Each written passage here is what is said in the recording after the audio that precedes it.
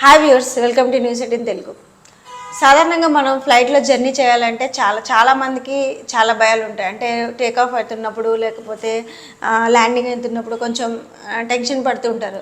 చిన్నపిల్లలు అయితే మరీ ఎక్కువగా టెన్షన్ పడుతుంటారు. కొంతమంది అయితే వామిటింగ్ సెన్సేషన్ వస్తాయి. ఇలా రకరకాలుగా కొంతమంది కొన్ని ఫీవర్లు, కొన్ని రకాల భయాలు, ఆ ఫోబియా ఉంటుంది.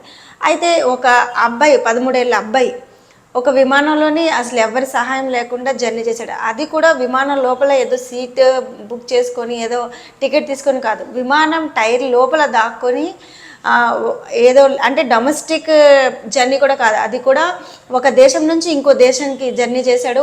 ఈ షాకింగ్ ఘటన అనేది మన ఇండియాలోనే జరిగింది. అంటే మన ఇండియాకు వచ్చిన ఫ్లైట్లోనే ఒక చిన్న 13 ఏళ్ళ అబ్బాయి ఇలా జర్నీ చేయడం జరిగింది. ఈ వివరాల్లోకి వెళ్తే మనకి ఆఫ్ఘనిస్తాన్ నుంచి ఇండియాకు వచ్చే ఫ్లైట్లో ఆఫ్ఘనిస్తాన్కి చెందిన ఒక అబ్బాయి అంటే ఢిల్లీలో ల్యాండ్ అయ్యే ఫ్లైట్లోనేమో ఫ్లైట్ యొక్క ఫ్రంట్ టైర్లోని దాక్కొని ఎవరికి తెలియకుండా, ఎవరికి కంటపడకుండా అంత దూరం నుంచి ఇంత ఈ దేశానికి, మన దేశానికి జర్నీ చేయడం జరిగింది. సో అందరూ అయితే ఆ అబ్బాయి అక్కడ విమానం ల్యాండ్ అయ్యాక అక్కడ ఆ విమానం దగ్గర అబ్బాయి కొంచెం అనుమానాస్పదంగా తిరగడం చూసి అక్కడ ఉన్న సిబ్బంది అబ్బాయిని అదుపులోకి తీసుకుని విచారించడంతో ఈ విషయం అంతా బయటపడింది.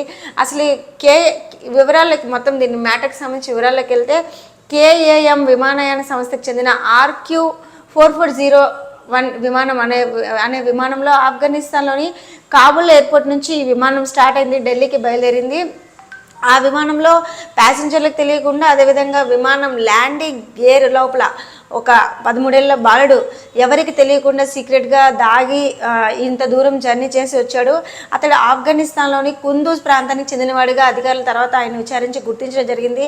అయితే ఇంతటి డేరింగ్ అండ్ డాషింగ్ అంటే ఒక సాహసమైన యాత్రలో అతడు చలిని తర్వాత ఆక్సిజన్ లేకపోవడం, అంటే ఫ్లైట్ కొంత ఎత్తు వరకు మనకు ఆక్సిజన్ అందుతుంది, ఆ తర్వాత ఆక్సిజన్ అందదు. సో అలాంటి పరిస్థితుల్లో కూడా అతను ఫేస్ చేసి జర్నీ చేసి, అంత లాంగ్ జర్నీ చేసి, అది కూడా విమానం యొక్క గేర్ లోపల దాక్కొని ఈ జర్నీ చేసి ఢిల్లీ చేరుకున్నాడు. సో అతనికి ఈ జర్నీలో అతనికి ఏం కాలేదు, అతను సేఫ్గా ఢిల్లీకి అయితే ల్యాండ్ అయ్యాడు.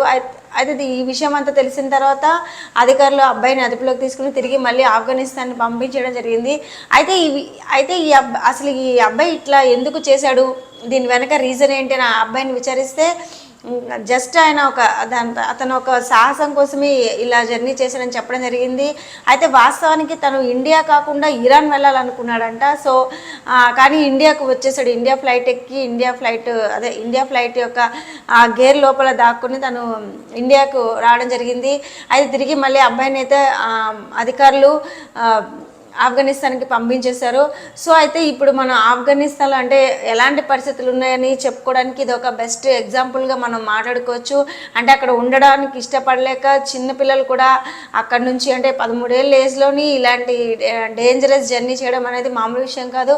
సో అలాంటి పిల్లలు కూడా ఇట్లా అక్కడ ఉండలేక ఇంకొక దేశానికి లేదా ఎక్కడికైనా వెళ్ళిపోవాలని అనుకోవడం మనం అక్కడ పరిస్థితులకి అర్థం పడుతుంది.